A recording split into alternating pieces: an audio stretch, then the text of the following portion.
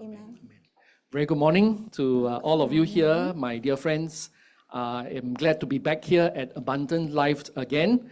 And indeed, I'm most grateful to Pastor Janet for inviting me today to do this wrap-up sermon for this series that you've been going through on the book of Daniel. Now, I was actually asking a close friend to keep me in prayer for today's preaching. And so he was asking me what I'll be preaching on. And when I told him it's Daniel chapters 7 to 12, his response was, "Whoa, isn't that the more difficult part of the book? That's the apocalyptic part of Daniel, right?" Well, I've never studied Daniel 7 to 12 in detail before. And Pastor Janet was indeed most kind to entrust me with the handling of these difficult chapters, simply because I have taught on the book of Revelation before. Now, both Revelation and the second half of Daniel belong to what is called apocalyptic literature. Okay, and if you're not familiar with what's apocalyptic literature, it's basically a type or what is called a genre in the Bible, of books in the Bible, where you will find a lot of symbolic language being used to describe events that are taking place both in history and also in the future. And so what you will often find in these books are dreams, visions, prophecies that contain very strange imageries like beasts and dragons, as well as angels and demons. Now, of course, I cannot say after preparing for this sermon that I've completely mastered Daniel chapters 7 to 12, or that I know everything about these chapters, just like I cannot say that I am an expert in Revelation just because I taught through the book a few times. But what I hope to do, at least in this 30 to 40 minute sermon, is to offer you a general overview of this second half of Daniel, to highlight for you what this part of the book is all about, what it reveals to us about God, who is described here, and how its main themes can be applied in our life. Now, it's not possible in a 30-minute or so sermon to explain in detail all the visions and prophecies that are recorded in these chapters. Neither is it possible to explain all the different interpretations that are suggested by the different scholars. I mean, I do hope to do a bit of that, maybe in this afternoon's or in the CE class that's coming up after the service, yeah? But for this morning's sermon, which I've titled, Making Sense of Daniel's Prophecies and Visions in Daniel 7 to 12, I'm just going to cover these three main points. Okay, first point, what is Daniel 7 to 12 all about? Second point, who is God? I mean, what does Daniel 7 to 12 show us who God is? And finally, how? How is Daniel 7 to 12 relevant for us and our Christian life? Yeah? Now, before we go into the first point, I would like us to watch a video that's done by Bible Project. Now, I've given you the link, I think, in the sermon outline for the full video, which is about 9 minutes long. But what I'll be showing you here is a shortened version, which focuses just on the second half of Daniel. So just sit back and enjoy this overview of Daniel 7 to 12. The book of Daniel. The story is set right after Babylon's first attack on Jerusalem, and they had plundered the city and its temple and taken a wave of Israelites into exile. Among them were 4 men from the royal family of David: Daniel, who's later named Belteshazzar, and his 3 friends who you probably know by their Babylonian names, Shadrach, Meshach, and Abednego. This book tells of their struggles to maintain hope in the land of their conquerors. The book's design seems pretty simple at first. Chapters 1 through 6 contain stories about Daniel and his friends in Babylon, while chapters 7 through 12 contain the visions of Daniel about the future. But this 2-part shape is made even more interesting by another design feature, and that's the book's language. It begins in Hebrew, the language of the Israelites, but chapters 2 through 7 are written in Aramaic, a cousin language to Hebrew spoken widely among the ancient empires. But then in chapters 8 through 12, it goes back to Hebrew. This design shows how chapters 2 through 7 are a coherent section, but it also highlights the importance of chapters 2 and 7 for understanding the later chapters of the book. Which brings us to chapter 7. It's the pair of chapter 2 and the center of the book where all its themes come together.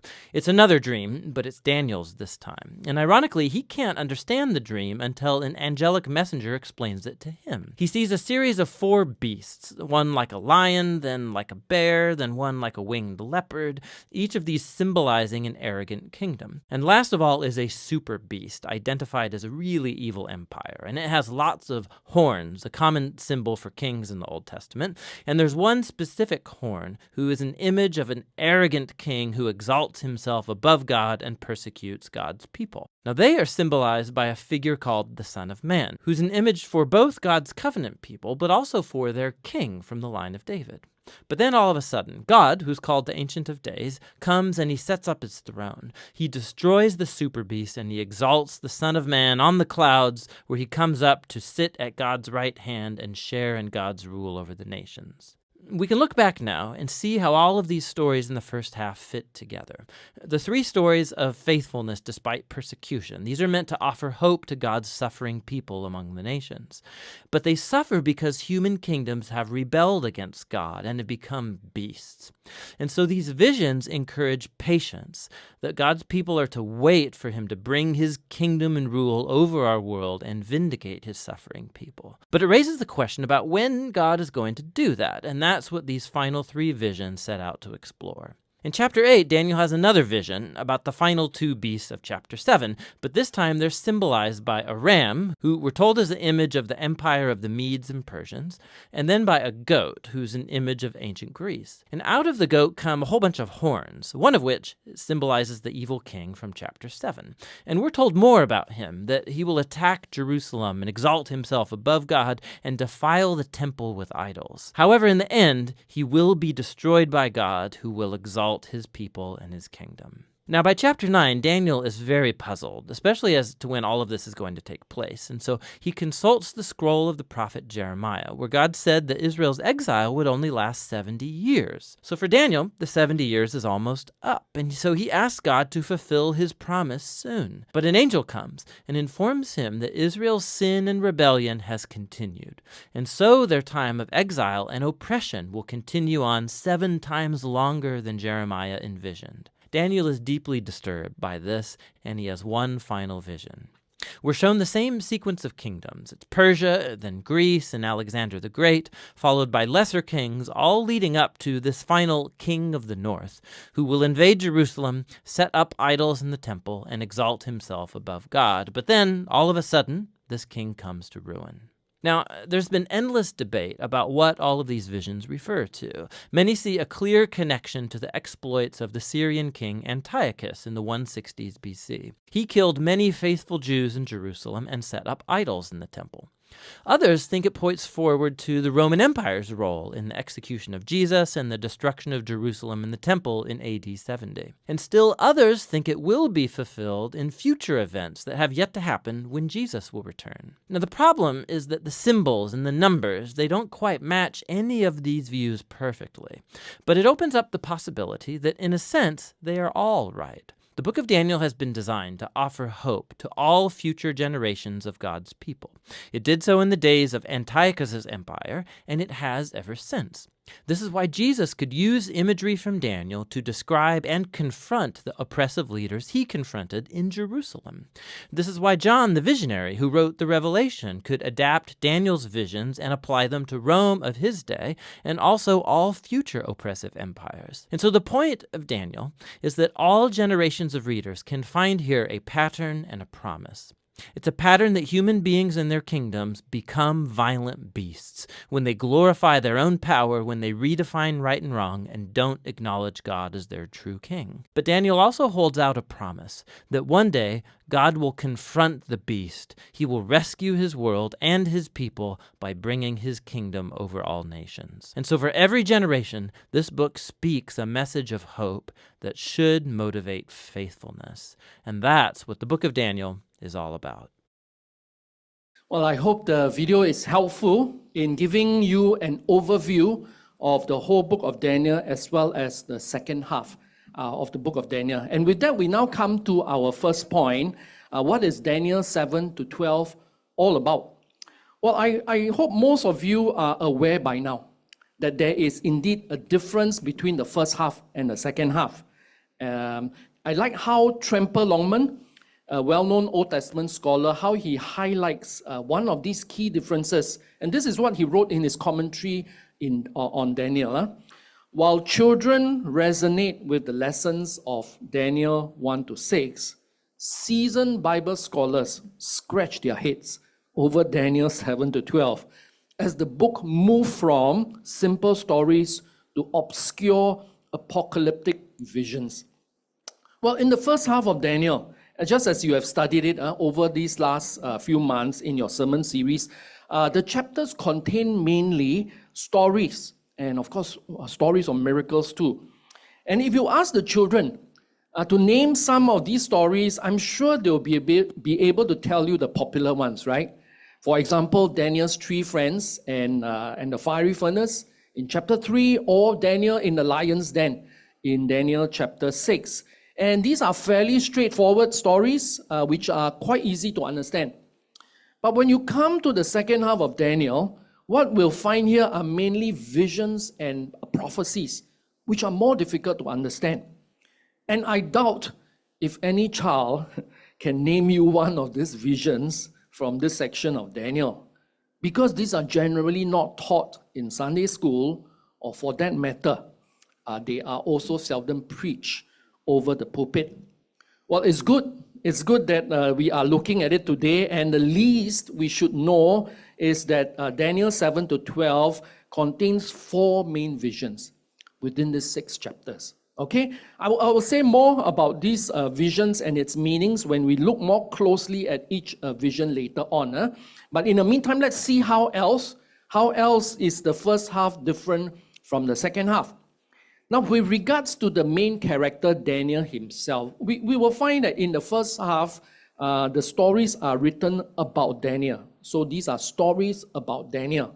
Whereas the second half is written by Daniel, as in these chapters contain what Daniel himself wrote about the various visions that he saw. Another main difference between the first and second half of Daniel has to do with the various events and stories that are described in the whole book. These stories, those stories that we read in Daniel 1 to 6, are events that are present to Daniel. That is, they are events that took place during Daniel's lifetime. Whereas many of the events that are prophesied in chapters 7 to 12, they are events that are future to Daniel. That is, these events have yet to happen for Daniel, and they would only happen after his lifetime. So, for example, the coming of the Greek Empire, which was prophesied and symbolized by the goat in chapter 8, this empire came only after the Medo-Persian Empire. And because Daniel didn't live beyond the Persian Empire, this event, while it is historical to us, right, it was actually future to Daniel, and so he didn't get to witness the fulfillment of its prophecy during his lifetime. And so with that very brief introduction to the difference between first half and second half of Daniel, let's now do a quick survey of the 4 main visions that are featured in Daniel 7 to 12. Okay, first vision. First vision is that of the 4 beasts. 4 beasts which Daniel saw in a dream and is recorded for us in chapter 7. The first beast was like a lion with eagle's wings. Second was like a bear which had 3 ribs in its mouth. Third was like a leopard which had 4 heads and 4 wings. And the fourth had 10 horns and was very strong. Now, Daniel was told that these 4 beasts symbolize 4 kingdoms, and each kingdom is replaced by the next, with the 4th kingdom being the most powerful of the 4. Now, Daniel also saw a little horn that symbolized the last king of the 4th kingdom. This king was very arrogant. We read about that in verse 8, and he went on to wage war against God's people and managed to defeat them for a period of time. You see that in verse 21. And Daniel also saw God in this vision. and he's known as the Ancient of Days. Daniel saw God taking action by stepping in to judge and destroy this king and his kingdom. And in the end, everything is ultimately handed over to the people of God. That's in verse 22. Now, time does not permit us to go into a debate over the identity of the different beasts or kingdom. But what I want to highlight is that the spotlight for this first vision is really on the Ancient of Days and the Son of Man. And you heard those passages read to us just now, right? Ancient of Days is the eternal and everlasting God who's going to judge everyone at the end of time. And as for the Son of Man, the Gospels tells us very clearly that this is Jesus himself. And so what is the main point? What is the main point of this vision, you may be asking, for both Daniel and his readers, and for all of us as well? Well, the key focus is quite obvious, and it is this. In the end, God's eternal kingdom replaces all earthly and temporal kingdoms. We see this message highlighted earlier in chapter 2 of Daniel, right? And we will see it reiterated and repeated and reinforced at the end of the book of Revelation as well. Okay? Second vision is that of the ram and goat, and this is recorded for us in chapter 8. Now, the ram was described as having 2 horns, and Daniel was told in verse 20 that these symbolize the kings of Medes and Persia, and together they formed the Medo-Persian Empire. Then came the goat, which defeated the ram. And this goat had a very prominent horn, which symbolized the king of Greece, as verse 21 tells us. And most scholars agree that this is referring to Alexander the Great. Yeah. Now, Daniel also saw 4 horns replacing this big horn. Verse 8, you read that. And this was what happened in history. When the kingdom of Alexander the Great was divided amongst his 4 generals after he died. That's what verse 22 tells us. And then out of one of these horns came a little horn. And again, this prophecy described in verses 9 to 10 and 23 was fulfilled when Antiochus IV Epiphanes became king. Now, in this vision, this king was seen as someone very arrogant and wicked and was blasphemous towards God. We read that in verses 11 to 13 and 24 to 25. And if we look at history, Antiochus IV actually fulfilled all that is prophesied about him here. In the period between 169 to 167 BC, he massacred many Jews, abolished all their Jewish rites, and then dedicated the Jerusalem temple to the Greek god Zeus. And he further desecrated the temple by placing pig sacrifices on the temple altar. Now, in the vision, Daniel also heard a question being asked about how long will all these things last. And the answer given was that it will be only for a limited time. Limited time. And that is probably the most encouraging message that the people of God will get out of this vision. And I like how Old Testament scholar Christopher Wright expressed this hope. And this is how he puts it. The trampling underfoot of the Lord's people will not last forever. The reign of this little horn will come to an end. The suffering will be great, but the end will come. God remains in control, and those who try to destroy God's people will themselves be ultimately destroyed. Yes. That's the message of the second vision. We move on now to the third vision, which is in chapter 9. And this was a vision where Daniel received something from the angel Gabriel about the 70 weeks. 70 weeks. Now, this 70 weeks, or actually more like 70 times 7 years, which have been decreed for the people of God, that is described in detail in Daniel chapter 9, verses 24 to 27. Now, these 70 times 7, or if you multiply them, is 490 years, have to do with what they can expect to take place after their time of exile in Babylon.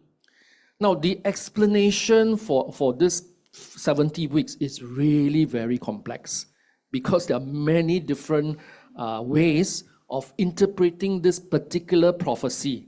And because, again, of time constraint, I will not attempt to explain it here. But I'll talk a bit about it a bit later in the CE class. So come for the CE class if you want to know more about this prophecy. Okay, so we finally move to the fourth vision, which we can find in chapters 10 to 12. And some have called this the vision of the final conflict. In chapter 10, Daniel is first introduced to this vision. And then in chapter 11, he's given a preview of what will happen when the Greek Empire takes over from the Persian Empire, with a special focus again on Antiochus IV Epiphanes, whom we have already come across, right, in chapter 8. And in the last part of chapter 11 as well as chapter 12, Daniel is told about how the people of God will suffer under a king who is as wicked and arrogant or even more blasphemous than Antiochus IV. Now, some scholars believe that this last part of chapter 11, starting from either verse 36 or verse 40, is referring to a future evil king or even the Antichrist, end times Antichrist himself. You saw that in the video, right? But in the end, this king will be destroyed. Verse 45 of chapter 11, and the people will be delivered. Verse 1 of chapter 12. And there's even a mention of resurrection of both the righteous and the wicked in chapter 12, verse 2. And scholars point out that this is the very first clear reference to resurrection, not only in the Old Testament, but in the entire Bible. So again, what's the main message of this final vision? Well, again, I want to quote a well-known Bible teacher, Ajit Fernando. He summarized the main point of this vision as follows. Before the glory, there will be times of trial and testing for the saints. The saints are encouraged to persevere amid hardship with the hope that it will only last for a limited period. God knows what is going to happen in history. And that's a wonderful summary, right? So as you can see, the visions and prophecies that were given to both Daniel and his readers, they were not given so much as to satisfy their curiosity about the future. No, each of these visions carry the same message. And it's a message that is more important than mere information about the future. God's main encouragement to the exiled people of God is this. Be prepared for the hard times ahead. Stand firm and endure, because God's final kingdom will come and the end will be glorious. Now, that's exactly the same message that John the Apostle also received for the different visions that he saw and recorded in the last book of the Bible, the book of Revelation. And it's the same message because it comes from the same unchanging and eternal God. And this is what we want now to look at in our next point. Who is this God that is revealed to us in the book of Daniel? Okay, point number 2, who is God? Or more specifically, what does the book of Daniel, particularly the second half of the book, show us about who God is? Now, I enjoy teaching the Bible. And I'm grateful for the opportunity to teach the Bible book by book back in my own church and at the diocese level. And one of the things I always ask at the introduction to whichever biblical book that I'm teaching is this. So what does this book show us about God? And if we cannot answer that question, then we basically fail to understand what the book is all about. Yeah. Now, likewise, as we look at the book of Daniel, we must also be able to see what the book is revealing to us about who God is. Well, looking at Daniel chapters 7 to 12, we should be very thrilled to discover that Daniel has actually provided for us in chapter 7 a precious glimpse into what God is like. As mentioned earlier, in Daniel 7 verses 9 to 10, Daniel is given this vision of the heavenly throne room. And he saw seated on the throne the one who's referred to as the Ancient of Days. Now, what Daniel saw was, of course, the eternal and everlasting God himself. And this God is also portrayed here as the divine judge, okay, taking his place in the heavenly courtroom. And from the picture that Daniel tries to paint for us is a portrait of someone who is awesome, yeah, as seen from his overall appearance. He's also someone very wise, as seen from his white hair, and someone righteous, holy, and pure, as seen from his white clothing. And he is of the highest authority because thousands upon thousands serve and worship him. And he's also immensely powerful because of his fiery chariot throne. Now, Daniel also saw in the same vision someone who is referred to as the Son of Man. And we are told in verse 13 that the Son of Man comes on the clouds. And that's a symbol of someone who possesses divine authority. And Daniel also goes on to say in verse 14 that this Son of Man was given authority and glory and sovereign power, that all nations, all peoples and languages will serve and worship him. His dominion is an everlasting dominion, and that will not pass away, and his kingdom is one that will never be destroyed. And when we look into the New Testament, it becomes very clear who is this Son of Man that's mentioned here in Daniel 7 verses 13 to 14. This is, of course, none other than Jesus himself, the second person of the Holy Trinity. And the Son of Man is a term Jesus uses for himself throughout the Gospels more than any other titles. And so from what Daniel has described for us in this vision, that the Son of Man is seen together with the Ancient of Days, it is telling us that this Jesus who came in a human flesh to usher in the kingdom of God at some point in human history, he is not only a divine being, the divine being, who has existed with the Ancient of Days before the beginning of time, but he is the one who will also be there at the end of time to reign as the eternal and rightful king. And that's exactly what we find described for us in the book of Revelation itself. Not surprising, right? The Son of Man will return at the end of history to be with his people again, and he will rule as their king for all eternity. You know, there are some commentators who feel that verses 9 to 14 of Daniel chapter 7 are almost certainly the most important verses in the entire book of Daniel, and I wouldn't argue with that. But for me, what is arguably the most significant verse in this passage is probably verse 9.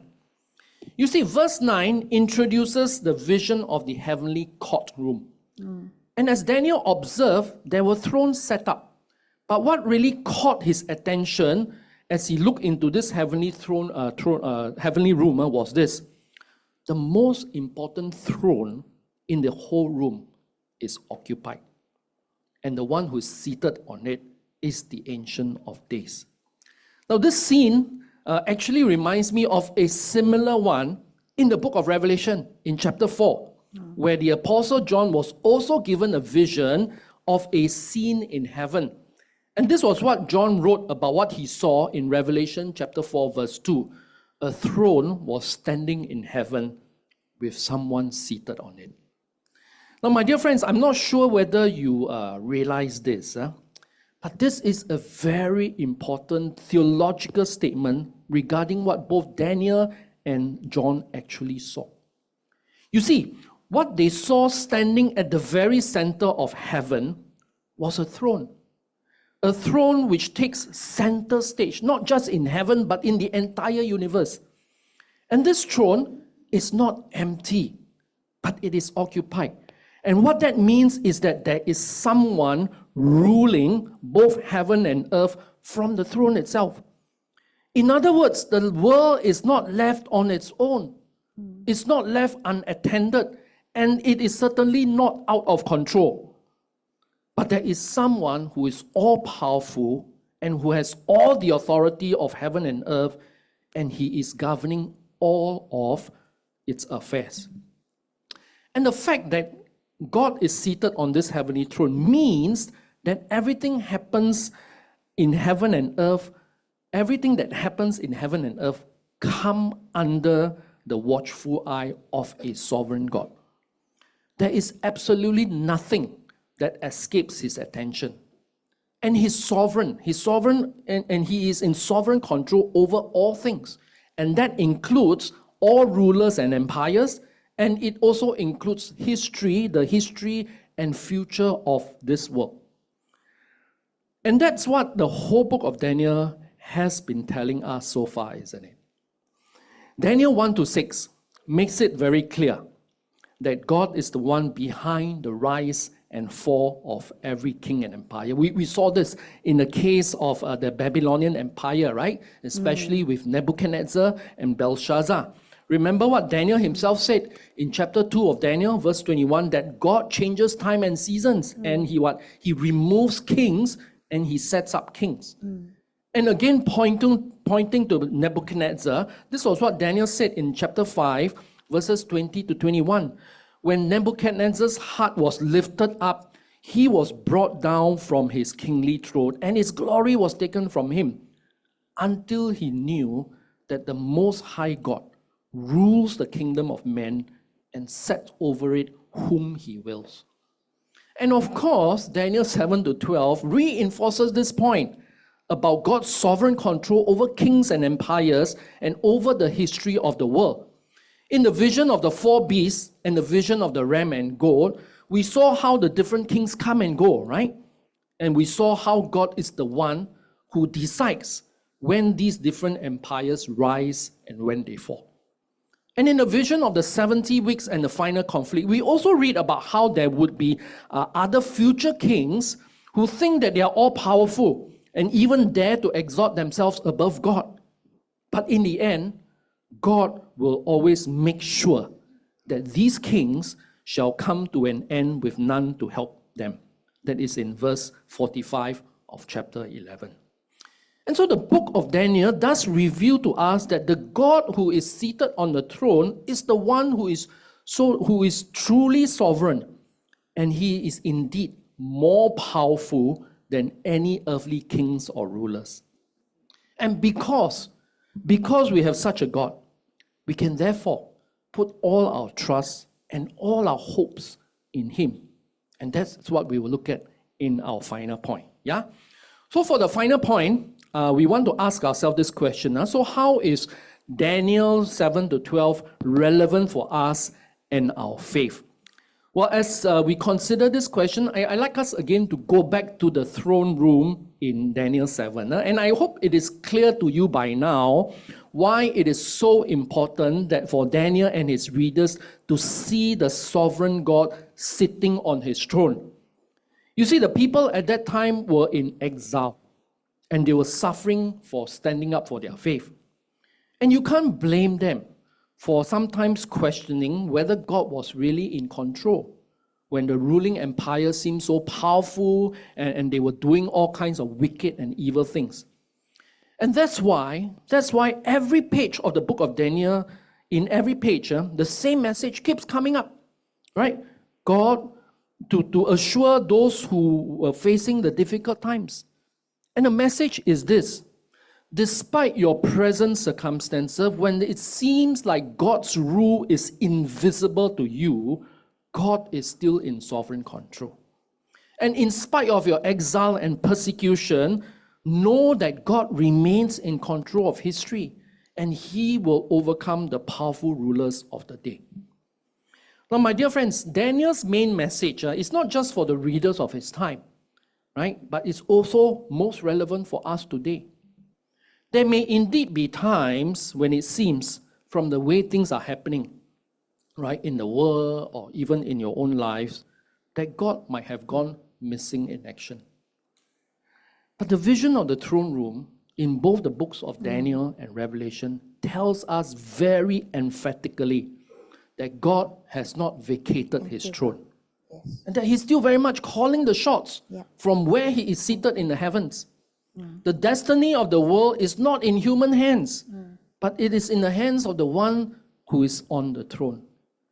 And our God our God is firmly and unmistakably occupying this seat of authority and power. And so what should our response be then to this powerful picture of a sovereign God who's seated on the heavenly throne? Well, we can learn to trust, right? And we can learn to wait patiently and believe with deep conviction that God knows what is going on in the world and in our lives. And at the right time, He will do what needs to be done. And I also think that we can afford to declare more often, right? Particularly the words of this song. You are God alone from before time began. You are on your throne. You are God alone. And right now, in the good times and bad, you are still on your throne. You are God alone. Okay, there's a final point from Daniel 7 to 12, which I believe is also very relevant for Christians today. Now, if you can remember, I had said earlier that each of the 4 visions that Daniel received in chapter 7 to 12 actually carry the same message, right, to his readers. And the message is this: stand firm and endure, because God's final kingdom will come and it will be glorious. Now, Daniel and his friends were severely tested during their time of exile in Babylon, but they stood firm. They stood firm and they did not compromise their faith. Fiery furnace, from the lion's den, although they were all prepared to die for their faith. And do you remember what Daniel's friends said about this God in Daniel 3 verses 17 to 18? They said this: our God, whom we serve, is able to deliver us. Yes. But even if He does not, let it be known to you, O King, that we will not serve or worship your gods. Well, throughout the history of the church, we do read of how God has delivered His people. But quite often, He also does not. And many Christians who had stood firm actually paid the price with their life. Now, many died during the time of Antiochus IV Epiphanes, right? And many Christians, including the apostles, were also martyred during the time of the Roman Empire. And it's been reported that in the 20th century alone, there were more Christians who were martyred than the last 2 millennia combined. It's a statistics. And I'm sure you have read about how many of our fellow brothers and sisters are still being persecuted in many parts of the world today. Well, right here in Singapore, we Christians are indeed very privileged, right? To be able to practice our faith freely. But there is no guarantee that this situation will continue forever. There may come a time, perhaps like what Daniel chapter 12 verse 1 said, a time of trouble such as never has been, where standing firm for our faith may mean paying for it with our life. And the questions we will need to ask ourselves today is this: if that day should come, will I still remain loyal to Jesus? Will I cling on to Him and hang on to His promise? If we should ever hear the Lord saying these words to us, and these words come from Revelation 2, chapter 2, verse 10. Do not fear what you are about to suffer. Behold, the devil is about to throw some of you into prison, that you may be tested, and for 10 days you will have tribulation. Be faithful unto death, and I will give you the crown of life. Well, as you contemplate on the possibility of dying for your faith, let me encourage you by reading for you this quote by the pastor Sam Storms. And this is what he said: the death that Satan inflicts issues in life for the believer. Those who do not love their lives even unto death, and this is a verse from Revelation 12 verse 11, are granted a life that transcends anything this earthly existence could ever afford.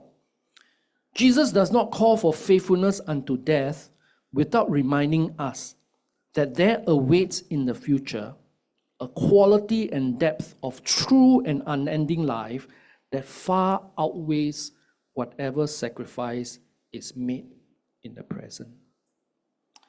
Now, as I close my sharing today, let me refer you to the story of the first ever Christian martyr that's recorded in Acts chapter 7. Now, Stephen was stoned to death for defending the faith.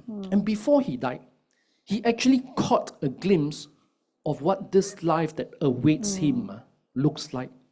Listen to Acts chapter 7, verse 56. Behold, I see the heavens open, and the Son of Man standing at the right hand of God. And that's the Ancient of Days. It's the same scene, right? From Daniel 7, same scene from Revelation.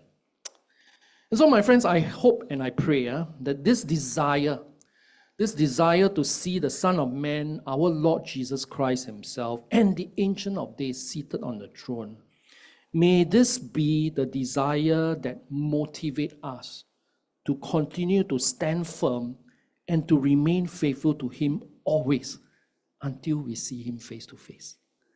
And may the words of this song be the declaration of our faith and worship from this day forth and evermore. Shall we have the song?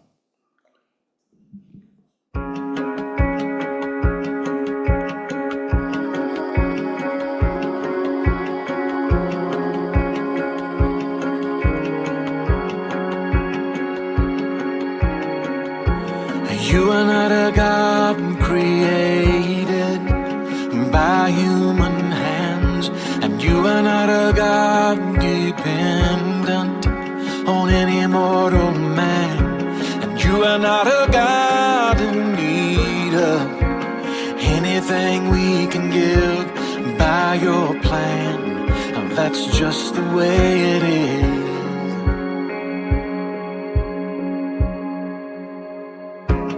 You are not a God created by human hands, and you are not a God dependent on any mortal man, and you are not a God in need of anything we can give by your plan, and that's just the way it is. You are God alone. From before time began, you were on your throne, and you are God alone. And right now, in the good times and bad, you are on your throne, and you are God alone. You're the only God whose power none can